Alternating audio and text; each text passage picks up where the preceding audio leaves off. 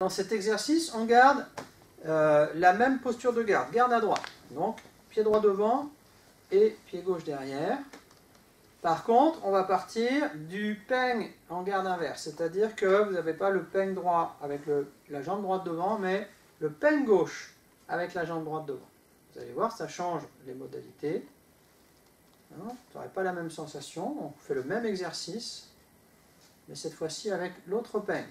On est inversé par rapport à la garde. Les deux sont intéressants, vous verrez pourquoi dans la répartition des transferts de poids plus tard. Pour l'instant, le poids est réparti toujours 50-50. On ne touche pas aux pieds, c'est juste travail des hanches, relié au coude, relié aux mains.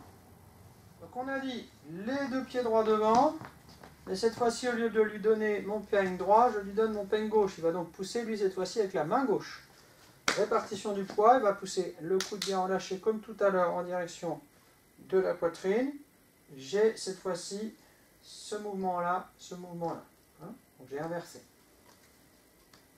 On va passer doucement. Le poids réparti toujours 50-50. Sans tirer à chaque fois. Vous voyez, je ne tire pas à chaque fois. Bon, ça poussait un peu cool. Tu peux pousser un petit peu en venant peut-être légèrement sur ta jambe avant. Très légèrement. Très légèrement. Respire à chaque fois. Avant, arrière. Voilà. Voilà.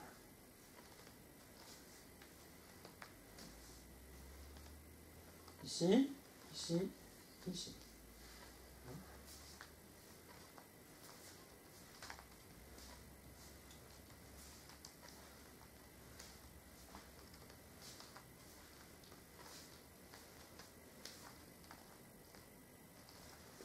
À partir du peigne garde inverse, à partir des cercles horizontaux, pied droit devant, jambe droite devant, et par contre, peigne gauche, poussée à gauche, simple poussée au départ, bien centré, la poussée, bien sur le centre.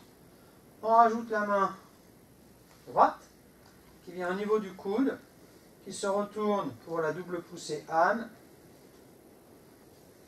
et tranquillement, sans s'énerver, juste légère extension, dévier ici, cueillir le coude pour que le coup, s'il continuait, il vienne ici sur ma diagonale.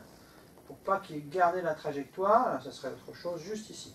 Pour l'instant, ça ne sert à rien d'aller plus loin. Donc voilà. Pour un bon travail, on a une poussée plutôt en profondeur, donc on vient carrément en contact de la poitrine. Encore un petit peu plus loin, si possible, voilà, plus loin, voilà. Comme ça, ça va être beaucoup plus facile pour moi d'exprimer mon tsai sans tirer, sans forcer, puisque c'est lui qui vient tout seul. D'accord? Encore une fois.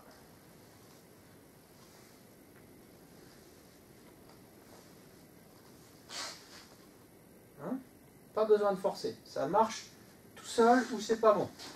À partir du moment où vous avez besoin de forcer, c'est qu'il y a quelque chose à revoir au niveau de la technique. Je me mets dans l'autre sens, pour que vous puissiez bien voir les deux mains.